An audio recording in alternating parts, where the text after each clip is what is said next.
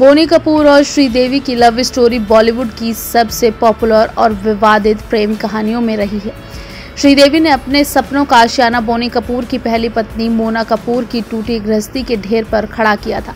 श्रीदेवी को बोनी कपूर की पत्नी होने का हक तो मिल गया था, लेकिन इसके साथ ही उन्हें दूसरी औरत और होम ब्रेकर जैसे टैग भी मिले थे। ये तो सब जानते हैं। शादीशुदा और 2 बच्चों के पिता बोनी कपूर का दिल जब खूबसूरत श्रीदेवी पर आया था, तब इनके प्यार की वजह से मोना कपूर की गृहस्थी तबाह हो गई थी।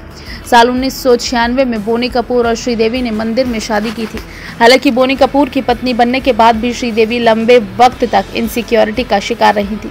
श्रीदेवी का ये डर उस वक्त और भी ज्यादा बढ़ जाता था जब बोनी कपूर अपने दोनों बच्चों अर्जुन और अंशुला से मिलने उनके घर पहुंच जाते थे। श्रीदेवी को जब भी बोनी कपूर के अपनी पहली पत्नी और बच्चों से मिलने की खबर मिलती तो वो पूरा घर सिर पर उठा लेती थी। एक बार तो उन्होंने ऐसा बखेड़ा खड़ा कर दिया था कि घर से आ रही झगड़े की आवाज़ें पड़ोसियों ने भी सुनी थी। तब बोनी और श्रीदेवी के बीच हुए उस झगड़े और श्रीदेवी की इनसिक्योरिटी की खबर फिल्मी मैगजीन स्टार डस्ट में भी बड़े बड़े हेडलाइन के साथ छपी थी। दरअसल ये किस्सा है साल 1997 का, जब श्रीदेवी और बोनी कपूर मंदिर में शादी कर चुके थे। मंदिर में शादी करने के बाद भी श्रीदेवी और बोनी कपूर की शादी नाजायज़ ही ठहराई जा रही थी, क्योंकि मोना तब भी बोनी की लीगल वाइफ थी। उसी दौरान बोनी अपने दोनों बच्चों अर्जुन और अंशुला को फन पार्क में पिकनिक पर ले गए थे। जैसे इस बात की भनक श्रीदेवी को लगी, उनका पारा 7वें आसमान पर चढ़ गया था। शाम को बोनी जब घर लौटे तो श्रीदेवी ने अपना सारा गुस्सा उन पर उतार दिया।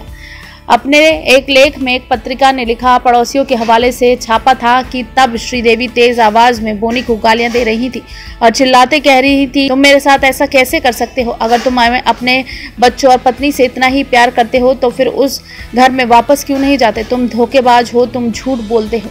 वहीं इस पूरे मुद्दे पर पड़ोसियों की राय भी अलग अलग थी। किसी ने कहा कि श्रीदेवी को बोनी की भावनाओं का सम्मान करना चाहिए। श्रीदेवी को समझना चाहिए कि बोनी अपने दोनों बच्चों से काफी जुड़े हुए हैं।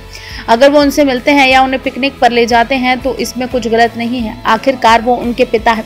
तो वहीं कुछ लोगों की नज़रों में श्रीदेवी का इनसिक्योर होना सही था, क्योंकि तब बोनी को समझना चाहिए थी कि श्रीदेवी का ऐसा बर्ताव अपनी नाजायज ठहराई जा रही शादी की वजह से था। वैसे बोनी और श्रीदेवी की शादी के बाद मोना कपूर ने भी एक इंटरव्यू में अपनी टूटी शादी को लेकर दर्द जाहिर किया था।